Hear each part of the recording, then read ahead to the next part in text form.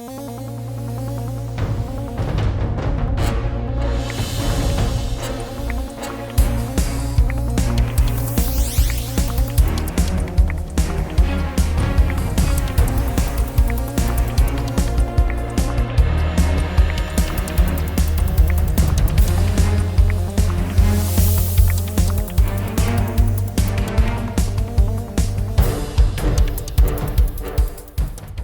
Wednesday. Hi, I'm Kanan Chandran, the publisher of StormAsia.com, and this is our regular series of web chats, the Wednesday web chat called Web Chat. Today we talk about something everybody will eventually have to face. Some of us are in the thick of it, something called retirement. Now, to many of us, for some reason, many people I know, retirement is not something that they think about. It's, I think maybe it's because of the way life has changed, society has changed, so many things have changed that we don't have to retire. Some of us can't afford to retire because costs have also changed in the wrong direction for many of us. So when it comes to retirement, what are we thinking of, So today's session, we bring together 4 others who are in the sort of retirement age. And mind you, retirement age has shifted. It was 55 when I started working. It's 60 some now, and God knows what it's going to be down the line. But that aside, the whole idea of retirement, I think, brings very personal sort of images in each person's mind. When you start out, you have something in mind. When you get to that stage, you might have fulfilled that, or you might be doing something very different.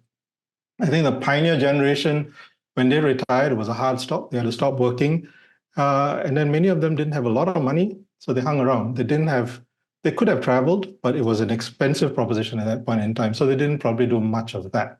So what they didn't have, we have now, in that we have access to so many things. We also have access to technology, which has changed how we can live our lives in so many different ways. It's changed how we can communicate with each other. This session, for instance, not possible a few decades ago.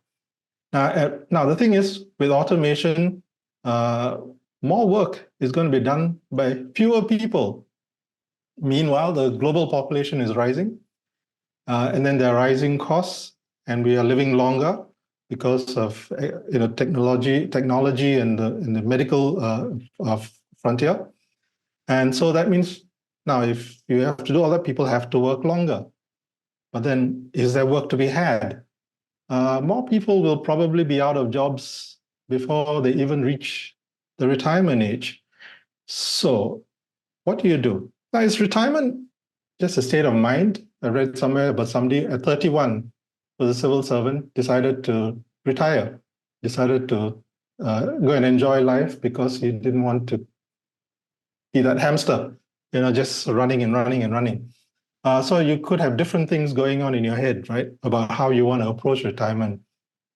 You could become a pre-tiree, right? That's a new fangled word that's just recently come up, where you continue to create the wealth, share your knowledge, help socially on a part-time or reduced hours basis, and you don't need to be at the official retirement age to do that. You could do that much earlier.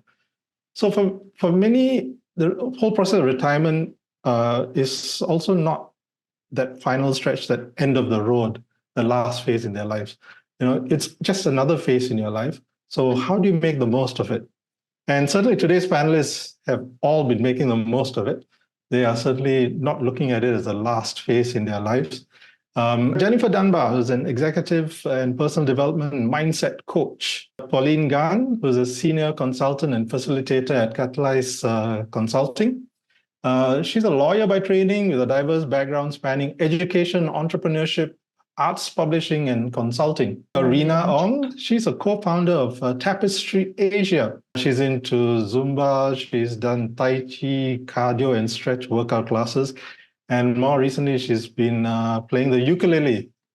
Fong Ho Fang is the founder of Word Image. He's been actively engaged in the design, advertising, publishing, and offset printing industries for more than 3 decades. Welcome, everybody, to today's session, and thank you for joining me. I think one of the first things I'd like to start off with here is When you were thinking, when the notion of retirement first came up, when you started work, you would have had some idea of what you wanted to do when you retired, right? Now that you are in that retired age bracket, did it work out as you thought it would? Probably not. When I stepped into retirement, and that meant giving up the corp comms consulting firm that I had, I didn't know what I was going into. I just knew I wanted to do something different. And while I was still young enough and able enough to do it. And that in itself drew up a lot of questions. When you've been working all your life in one particular career where you've actually done all right, suddenly doing something different filled me with a lot of excitement, but there was also a lot of apprehension. There was a lot of insecurity that came along with that. What can I do? Because I felt as if I was starting something totally new and I wasn't sure that I was going to be able to. So there was a lot of questioning. There was a lot of anxiety. I made a whole list of things that I might want to do. Didn't go through it. But it slowly, as I sat and I allowed myself to not know and just be curious and just explore, I kind of like moved towards doing small things that brought me to where I am now. So it was trial and error. It was curiosity. It had a myriad of emotions, So yeah, it's a journey, and you have to allow yourself to be in that journey of not knowing. Okay. Did all that sort of lead to your decision to become a retirement coach, non-financial? Non-financial retirement. I went into coaching first. So I started the journey trying to discover things. So I went to neuro-linguistic programming. I went into positive psychology. So I did all that sort of stuff, which led me to the journey of being a coach. And that was like learning a whole new language. When you are a consultant, you walk in, you give the answers. But when you coach, you don't have the answers. You work with the person you're working with to find the answers. It was a big journey, and it took a while to get there, but I felt comfortable. And going into the retirement, non-financial retirement coaching arena was really seemed very natural, because I felt that was an area I had gone through, and that was an area which we don't think about. When we think about retirement now, we think about money. Do I have enough money? Am I ready to retire? How much money do I have? But there's so many emotions that we go through, the anxieties, what I went through, that we don't talk about, we don't address, we don't think about. So if you can prepare for retirement before you retire, ideal. But if you can't, then getting some clarity in what retirement really means, what you need to deal with, helps. So that's why I decided to go in, because I felt that I can help, and I can work with people who maybe want to have that clarity. And it's been a lovely experience. It's something that I can relate to, and it's interesting to see the journeys other people are going through. And there are quite a number of different scenarios taking place as well as you talk to them, right? Absolutely. It's depending on the personality of the person, where they are in their lives. Things just come out. Sometimes it's not even being able to accept the fact that there are things that they're scared of. Everybody thinks post-retirement holiday, and it is, you don't go through it, but there is also that sense of vulnerability that comes with retiring. I don't know if my friends here have experienced it. I felt it. You feel that suddenly, who am I? My identity is associated with my job.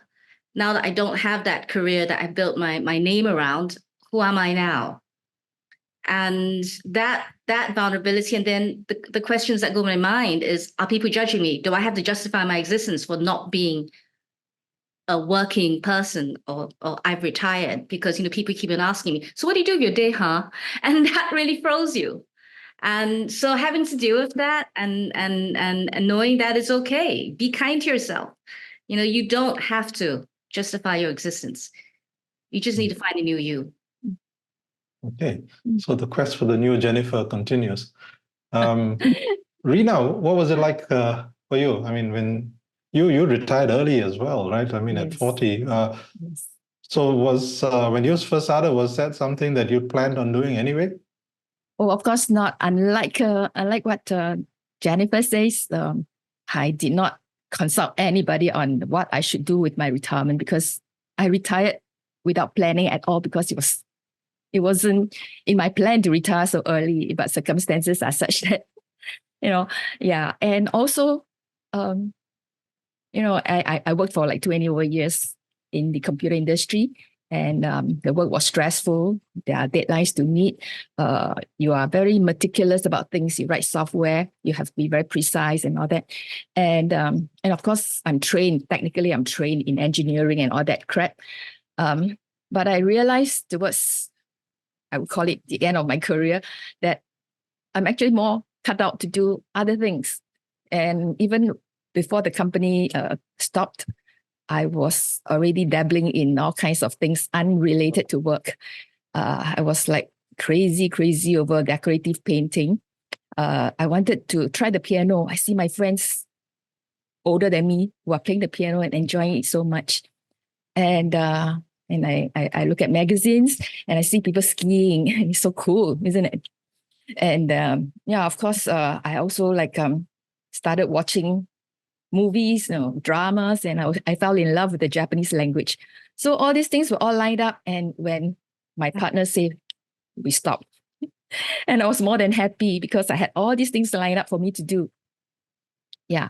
So to answer your question, retirement is right now, I am in a stage where I agree with what retirement should be.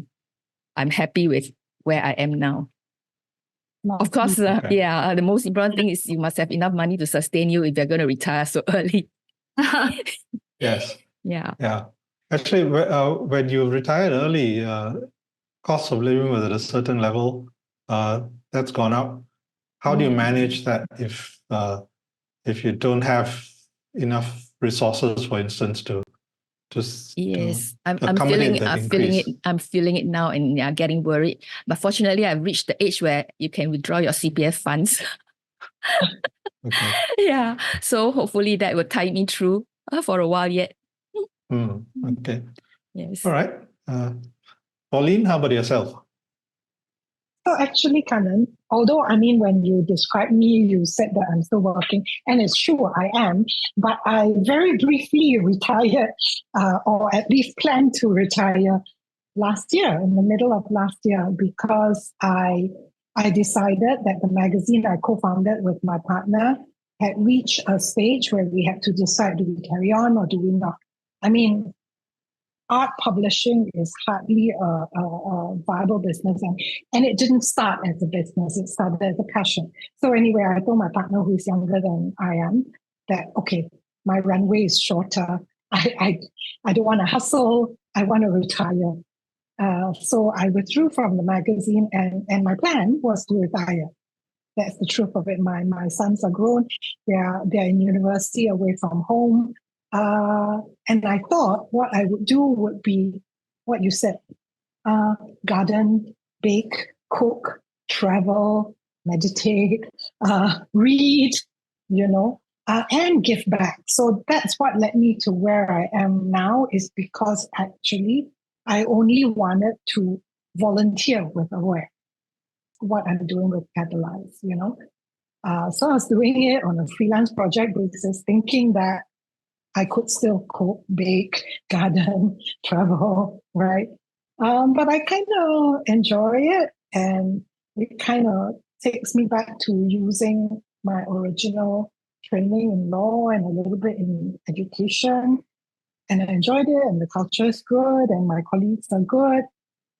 So I was like tempted to go back to full-time work, which I started in 1st January this year. So my retirement was short, but I still would like to one day. I'll just postpone it a little bit for now. That's where I am. Mm-hmm. So now that you've had accidentally unretired. Now that you've had a brief taste of retirement, is it something you liked, or did it freak you out so much that you were quite happy to jump back into work? No, actually, it didn't freak me out. I'm not a super go-getter. A lot of the things that I do, I fall into. It seems like the magazine was following an interest that I went to do my art history degree. Yeah. So, but I don't know. I don't know if I carried on reading, gardening, and doing only. I mean, I did think about other things. I thought maybe I learned the cello. Like you said, Rena, about learning the piano. During that brief period, I did what Jennifer also said, like think about what will interest me to do. I think I still want to do those things, just postpone a little bit. So, Very good. Instead of the cello, maybe you might want to start with the ukulele. Huh? Yes. yeah. That'll be Cello is, I heard, a more very manageable. difficult instrument. Yes. Okay, great. Fang, Yeah. over to you. What Yeah. was your vision of retirement, and what is it in reality now for you? Yeah, I think I was informed. I mean, growing up in the 60s, I was informed what retirement was by. The narrative was very clear then. Work hard, earn big money, and then sit back and relax and enjoy yourself. That was the narrative then. And of course, you are every day you're bombarded by this thing about you need how many times your last drawn salary to before you can retire and so on.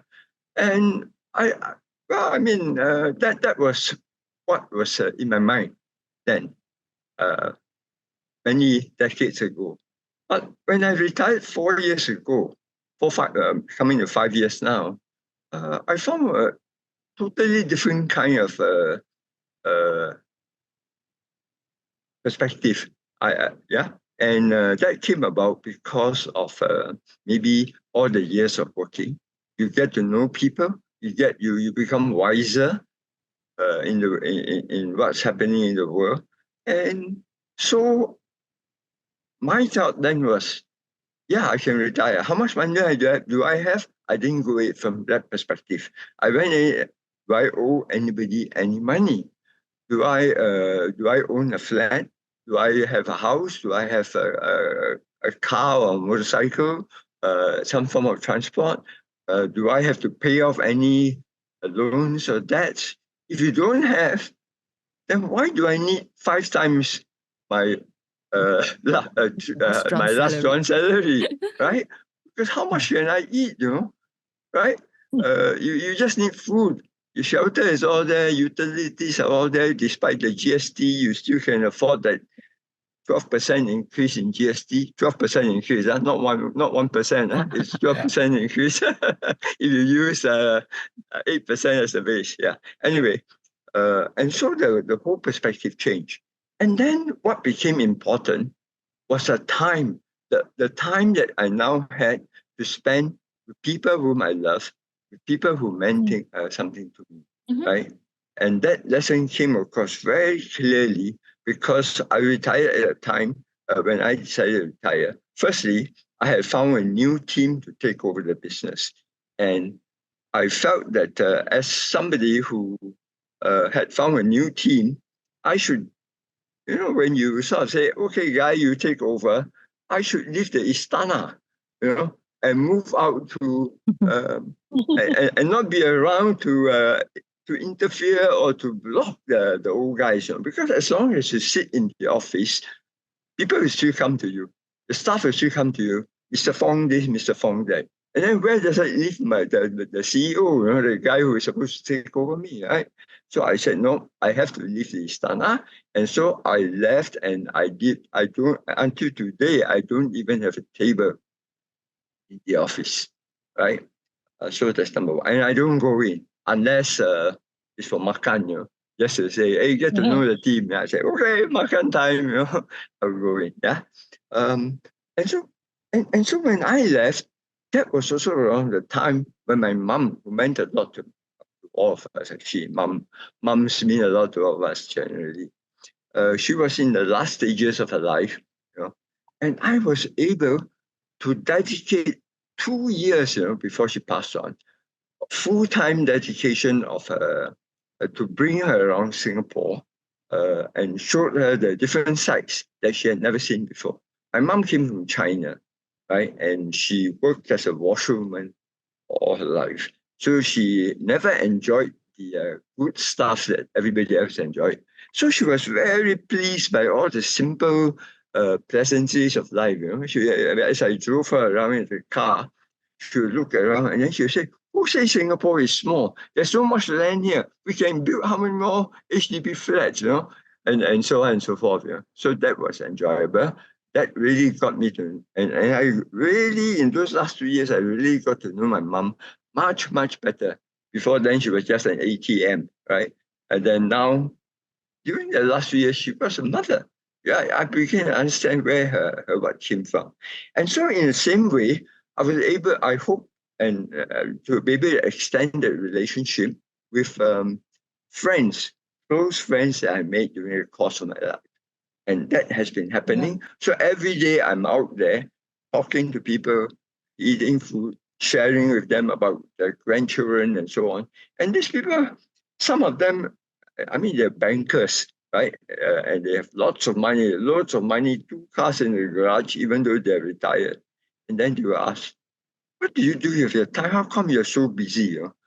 I find nothing to do during my time. I said, "What do you do?" "I wash my cars twice a day." Because there's nothing to do. So, I mean, yeah, but I mean, of course, whatever floats the boat, you know, we just need to find some meaning. Yeah. And recognize that this time is precious and we should spend it. Not always all the time with your grandkids, although that's what my wife said, we should spend all the time with your grandkids. Oh, okay, maybe not, but some grandparents would say that. Right? But I would say, hey, the parents and grandkids need their own time as well. They don't need a grandparent to be always overseeing them. You know? Yeah. Anyway, and so that was what changed the perspective. And of course, from there, then when some friends came to me during the COVID period, they would have been ministering to old folks during the times when COVID was not there. They went to the old nursing homes and they sang and they shared stories with them. They couldn't do that during COVID, but they felt that the old folks needed some interaction, right? They don't want them to just sit at home in a wheelchair and stare at the TV screen. And so what happened was a friend came and said, "Hey, there's a shop at Dakota, Old Airport Road Hawker Center, you know, and what do you think we can do with that? Because with a shop, we are able to welcome visitors, welcome the old folks. What can we do?" And so coming from the book trade, the first thing I said was, how about a pre-loved bookstore, recycle bookstore, get people to donate their used books, and we sell them at very cheap rates, but we use that as a place to start engaging people.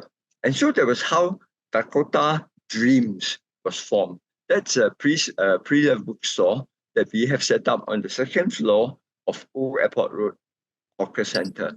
You know, and that has been very meaningful the last 2 years. We've been at it for more than 2 years already. It's been very meaningful because we find members of the community, especially the senior staff, seniors, coming by and sharing their stories with us. And also at the same time, we sort of we get volunteers in to train them in how to do handicraft work, in singing, in doing their stuff, keep them engaged rather than just staying at home and doing nothing. Yeah. So that has been the meaningful part for me. Yeah. Okay, that sounds great. So Dakota Dreams, do you have ukulele classes there? Rina,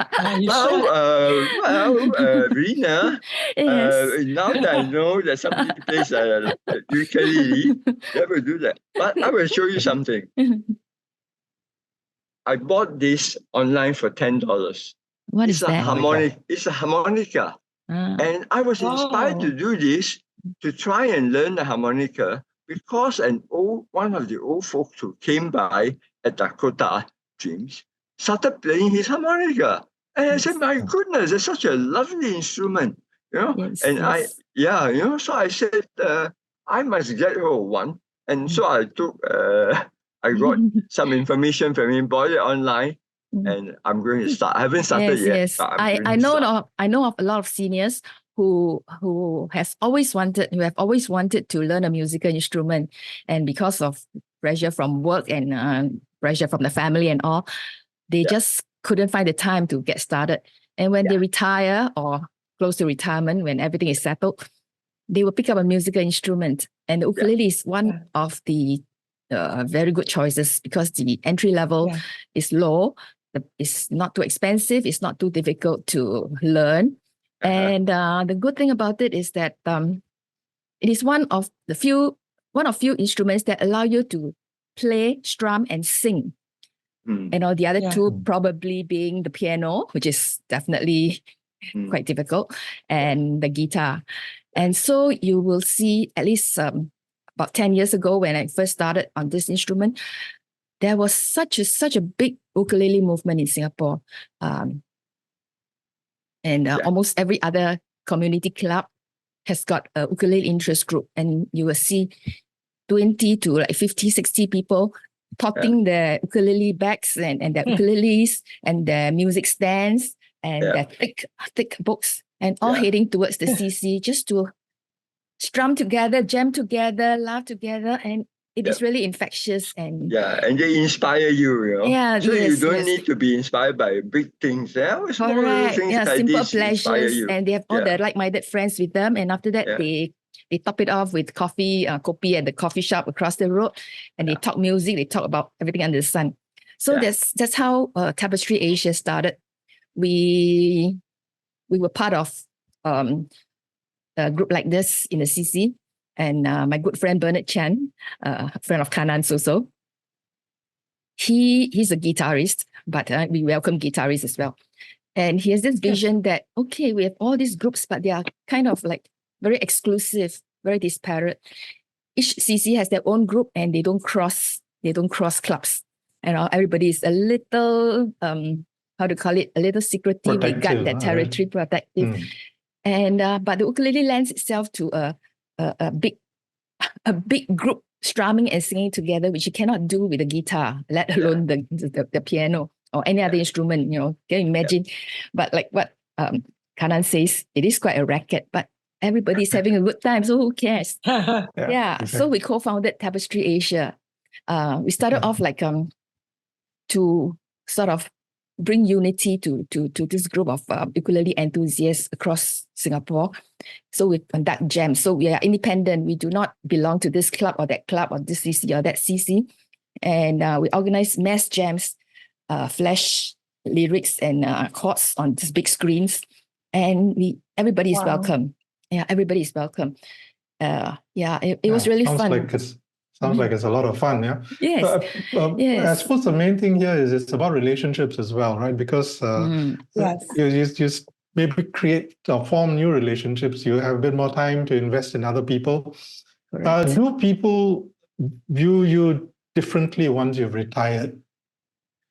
Amongst your own friends, amongst your family, amongst those who are younger than you, do they view you differently? I mean, I suppose this applies to all of you, actually. Yeah, I don't really think so, because when you retire and you go into activities that are different from your work, from the people that you mix around in your career, in your working life, you tend to be attracted to people who are like-minded, birds of a feather flock together, as they say. Yeah, so I realized that the friends that I have now are not necessarily the same people that I would have been hanging out with. See, you now I hang out with people who are into fitness, people who play music, people who share the same interests, basically, and people who talk about the same things, be it Netflix or K-drama or whatever. Yes. So I do not so-called socialize so much with people who are still working and holding very high positions and talk shop all the time, because I'm nowhere there. And I don't feel that I'm any less than them, because I think at this age, it is quite a level playing field for me. Rena, you are such an inspiration. Thank you for coming from the coach. Yeah. Yes. If everybody had your approach, then going into that new transitionary period of life would be amazing. Thank you. I think the question that Kanan asked about, how do people look at us differently, and does it matter? I think it starts off with not how people look at us, it's sometimes how we look at ourselves. Correct. So, yes. so when we go through life, coming out of a job, out of a job, it's the same thing. We have that little voice in our head that talks at us, and doesn't shut up sometimes. But it's all about, and that voice sometimes says, oh, you see, you're not working anymore. You're no longer someone that other people want to hang out with. Because you don't bring value. They've moved on, I haven't moved on. That's just a mental dialogue of what you see yourself as, and it isn't necessarily the case, right?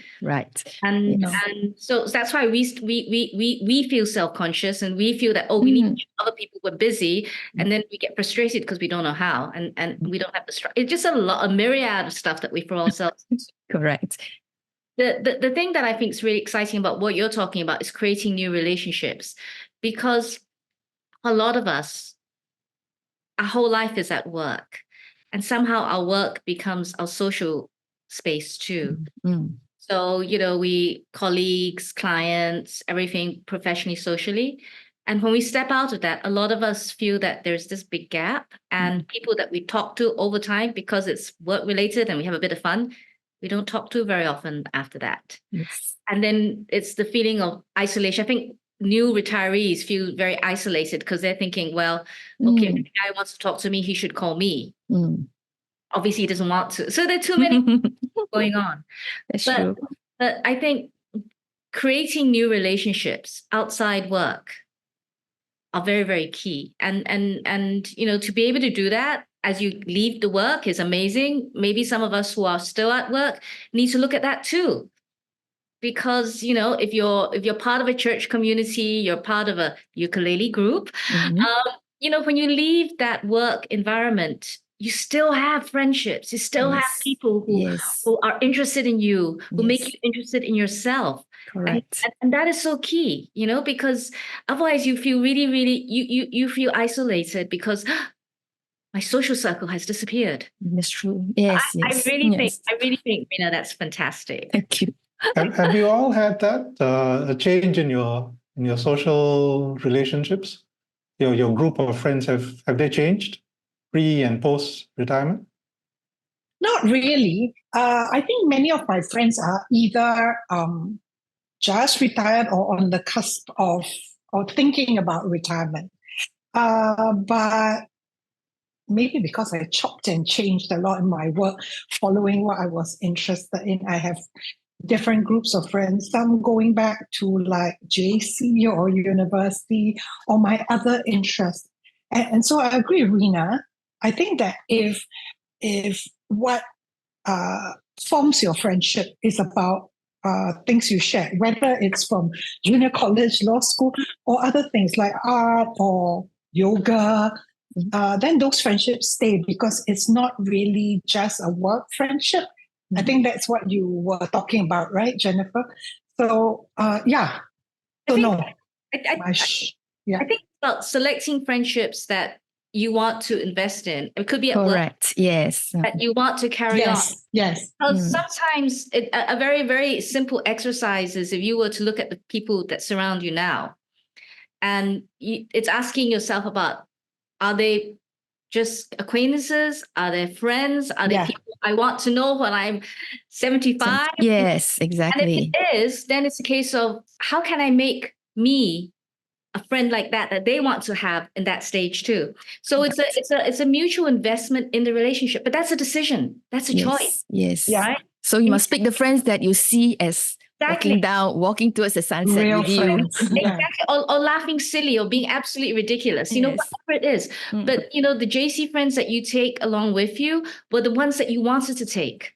But then you have to invest. Agreed. It comes back to also when we're so busy at work, you hardly have time for family, let alone friends, then you don't invest in friendship. So I think at some point when we're looking to move into the horizon ahead, we've also got to look at who we're going to take with us. And we're not taking that many. We don't need to take the cast of Ben-Hur. No. Take those 5 or 6 that we know that they can just be ourselves, and we want to be there for them. They need to know it too, right? And that's where friendships become significant, because you invest. That's an investment. That's investing in your retirement, not just money. It's a relationship. Yeah. I find virtual friends are very good. Things like Netflix, Libby, all those things that don't actually talk back and cause annoyance, except when the network isn't very good. But it's technology has helped in many ways, right? Because what used to be a lonely period otherwise, you can fill with so many other things. So, Hofang, would you like to talk about your relationship? Obviously, from it, you built up a new relationship with your mother. Oh, again. yes. And that's a fabulous story to hear, because, but then I ask you, do you think your children will do the same for you? I'm not sure, but that will be a new time and new place. So I will just let it be, But in fact, in fact, now I think some of them have seen the way my wife and myself worked with my mother, and I think they are quite touched by it, and therefore I can sense that there's a bit of wanting to spend time with us. But I mean, this relationship thing, it's when you start building relationships, even though you have retired, I find that today I have more friends than I had in the past, because of this time that I had to put in at Dakota to go out to try and recruit new volunteers to, and things like that. And I mean, because of some health issues, I decided to try and keep fit, and I went to start playing badminton again. I used to play competitively at a young age. I'm now 70. All my kakis, those who used to play with me, tell me you are crazy, right? But I go. I joined this meetup group, and where you play with strangers, and then you find all these guys who are in their 40s, in their 50s, playing with you. And at first they look at you and they're worried you get a heart attack or something, But then when you play, as you play on, they begin to become more advanced, and they say, "Uncle, wow, your strokes are so good, but you always miss the ball."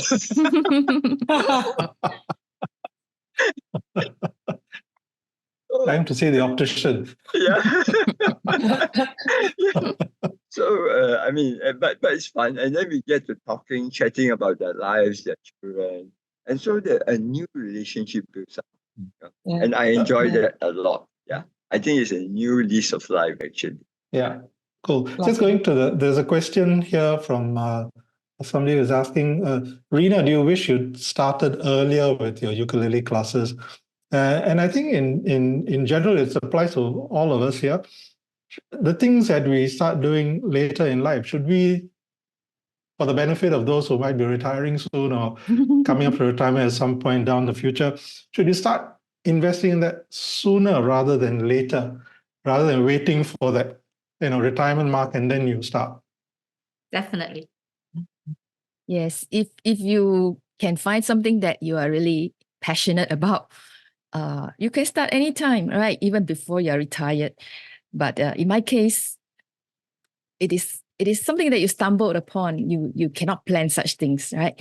So I wish I could start earlier, of course, but sometimes life throws you curveballs, and you never know what's going to land on you tomorrow. Maybe something else comes on, and I'm totally head over heels with it. So yes and no, true. yeah. Okay. A lot of people are also concerned about the legacy they leave behind. Is that something that is on your mind as you head into retirement? So one of the things that Tapestry Asia does is music videos, and we started because of the pandemic, where we could not sing in person and we could not even meet, let alone do jams and so on. So we came up, we transitioned to making music videos, and it is really interesting. We have made quite a number of them where you sing on a track from your own homes, and then then you take videos of yourself singing, lip syncing, and so on. And I put them together, and lo and behold, you get a so-called quite professional Videos. homemade music video, you know. Okay. And Yeah. you could have backgrounds of all kinds because you use a green screen and all. And lately, I have come across a lot of organizations, especially dealing with seniors, who are into doing videos of their life stories, and some of them legacy videos. But these are, many organizations are doing this for their clients, for their members, because seniors are at an age where they want to, pass on some of these stories and their life stories to their next generation. So, but they are, a lot of times you just have to dig out from your old photo album and then, stitch all the photographs together. Yeah. Because in the old days, we sure. don't have the luxury of having a phone where you shoot like 100 photos a day, I've been asked this before, and to me, a legacy is not necessarily about kudos to those who have building something huge, like even the pyramids or whatever. People pass away. It's always been for me my relationships, and so I think my sons are my legacy. Not that I try to shape them. In terms of something else that again happened by chance, I am quite proud of the magazine that we built, because there was nothing that existed before. It continues. I hope it continues further to shine a light on Singapore artists, Southeast Asian artists who are very overlooked generally, but who are great. So if you want to talk about tangible legacy, it's probably that. But I always feel my legacies are more personal. Okay, fair enough. Ho Fang, how about yourself? Yeah. I think legacies need not necessarily be about money per se. Most people, when they talk about legacy, think about money. Why am I leaving my son? Big house, big car, blah, blah, blah. It's really about memories. It's about long-lasting, enduring memories. And this is, I mean, my background, again, as a publisher, helps a bit because of Dakota Dreams, we have helped quite a few people who came along to write their memoirs, help them to structure memoirs, and because they come and they say, I want to leave something to my children, so that they know the kind of life that I had. It doesn't need to be a memoir about Singapore and how we grew from a fishing village to whatever. It's about the family, right? And I think that is really something very valuable. Because there was this lady who came to me and said, can I do something that will tell my son that I forgive him? Mm-hmm. Oh, wow. And vice versa. There have been estrangements within the family where they don't talk to each other for the last umpteen years, decades, and she knows that she's about to die. And she knows that she doesn't want to die without telling the son or the family that everything is okay. Yeah. So I think those are the closure. things. Yeah, those are the things that really mean a lot to me, and I feel that these are the legacies that should be given.